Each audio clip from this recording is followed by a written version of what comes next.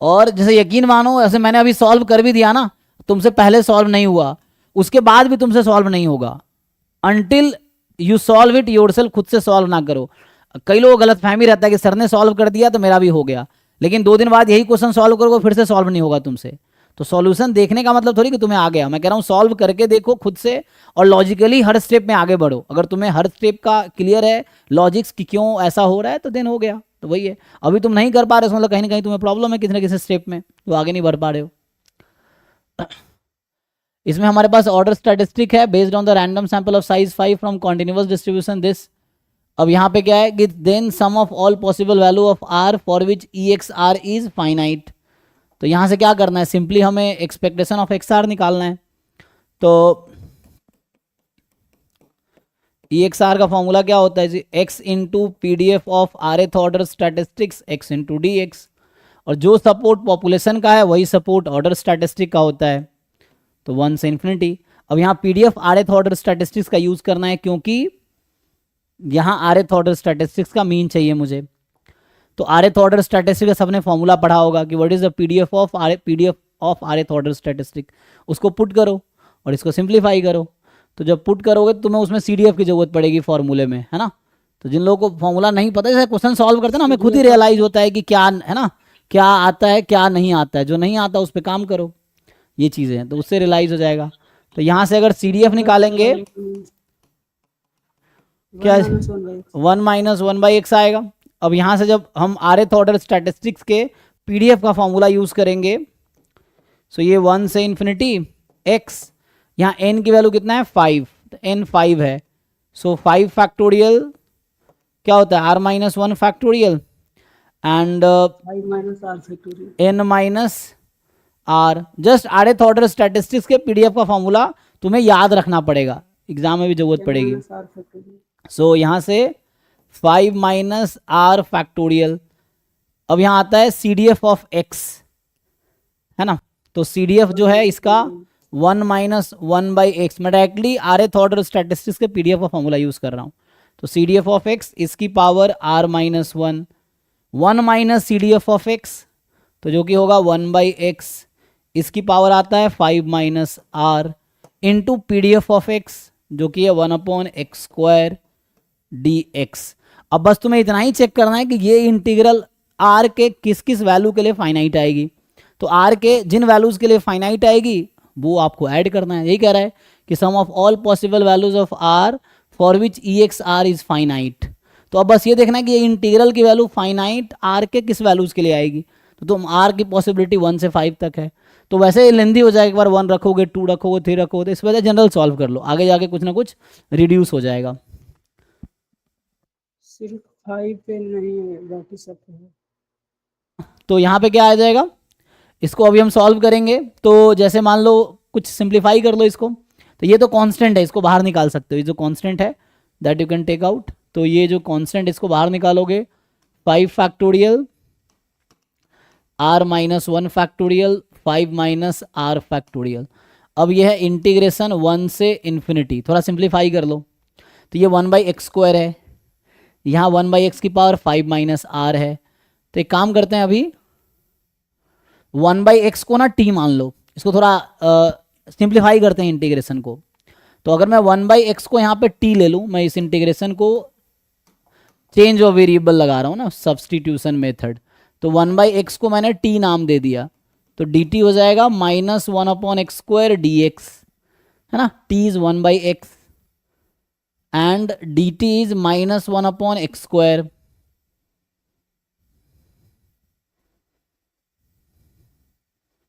Now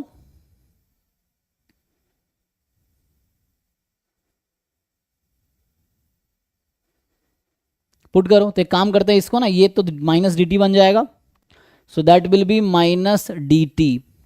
और यहाँ रखोगे t। एक काम करो, इस x को इसके साथ बैलेंस कर लो, तो क्या होगा, वो x जब यहाँ कैंसिल होगा, एक x इससे बाहर कर दो, तो ये 5 माइनस आर तो 4 माइनस आर हो जाएगा। और एक 1/x, इसमें से एक 1/x उस x के साथ कैंसिल हो जाएगा।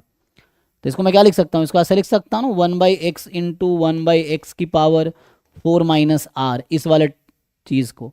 तो ये जो 1/x, ये x और वो वाला x बाहर वाला कैंसिल हो जाएगा। तो कहने का मतलब ये मेरे पास बचेगा 4 माइनस आर, ठीक है ना।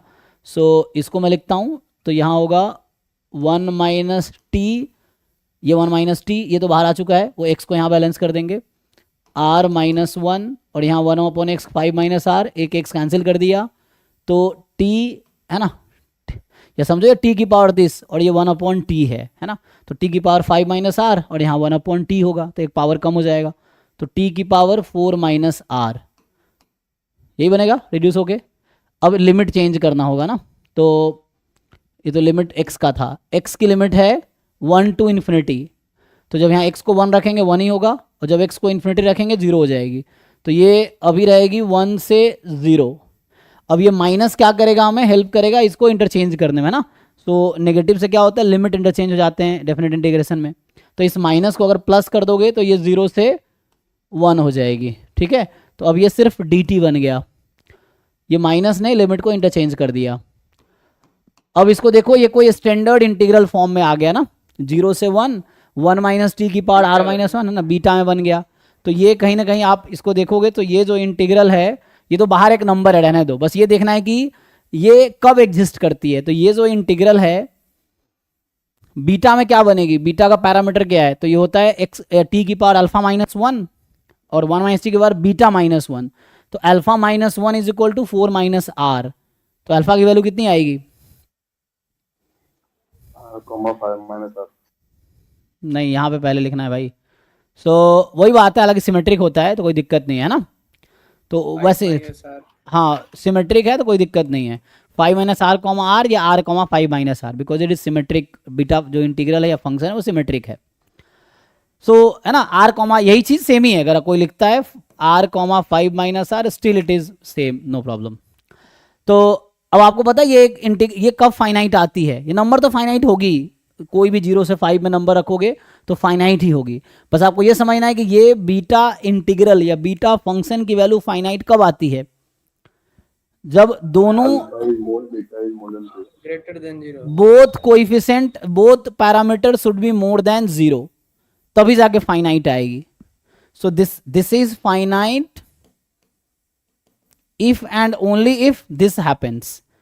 ये जो बीटा इंटीग्रल है, दिस इंटीग्रल जो कि बीटा इंटीग्रल है, इसकी वैल्यू फाइनाइट तभी आएगी if and only if both parameter are positive.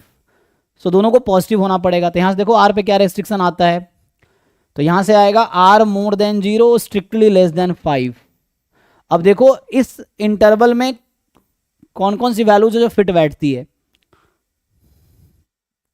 सो ठीक है ना, so this integral exist if and only if this happens, तो दिस इंटीग्रल इज फाइनाइट। तो यहां से ये समझ आया कि ये जो है ना, ये जो ई ऑफ एक्स आर है, this is finite if and only if R lies between 0 and 5। तो यहां 1 से 4 तक आएगा, तो 1 से 4 तक का सम कर लो, 1 2 3 4 को ऐड कर लो, चारों को, 10, ठीक है, तो 10 इज आंसर, सिंपल। ओके जी, तो 2022 में कंप्लीट हो गया। अब आते हैं 2023-24 में जिन लोगों का बचा हुआ क्वेश्चन है ना, तो 2024 से हमने स्टार्ट किया था, 24 23 22, और मैं फिर से कह रहा हूं जिन लोगों ने अभी तक सॉल्व नहीं किए, एग्जाम से पहले कम से कम 4-5 बार ईच पेपर ईयर वाइज ढंग से सॉल्व कर लो, स्पेशली जो मुश्किल लगते हैं पहली बार में तुम्हें, जो पहली बार में ही हो गया वो हर बार हो जाएगा, और जो पहली बार में नहीं हुआ ज़्यादातर चांस है हर बार नहीं होगा, ये चीज़ें हैं। उसकी वजह यह है कि तुम्हारा दिमाग उस लेवल पर ट्रेंड नहीं है, तो उस लेवल पर ट्रेंड तब होगा तुम्हारा दिमाग जब तुम उस लेवल के क्वेश्चंस फ्रीक्वेंटली सॉल्व करोगे, तो तुम्हारा दिमाग में उस तरह का पैटर्न या उस तरह का एक ट्रेंड सेट हो जाएगा, इससे क्वेश्चन में ऐसे अप्रोच लगाने हैं। तो जो क्वेश्चन अक्सर ऐसा होता है, पहली बार में जो क्वेश्चन तुमसे नहीं हुआ दूसरी तीसरी बार में लगभग दिक्कत ही होगी, लेकिन तुम जब उस तरह क्वेश्चन बहुत सारे सॉल्व कर लोगे तुम्हें खुद ही समझ आ जाएगा यहाँ पे ये अप्रोच लगाना है। तो एग्जाम में अगर उस टाइप के क्वेश्चन आएंगे तो वहां पे तुम्हें बहुत ज्यादा सोचना नहीं पड़ेगा, क्योंकि you already know the way, ये चीज है। तो स्पेशली सॉल्व इसलिए करो, स्पेशली जो फर्स्ट टाइम में क्वेश्चंस नहीं हो रहे हैं उन क्वेश्चन को फ्रीक्वेंटली कुछ टाइम बाद सॉल्व करते रहो, सो दैट उस तरह क्वेश्चन का अप्रोच तुम्हें समझ आ जाए कि क्या अप्रोच लगाने हैं।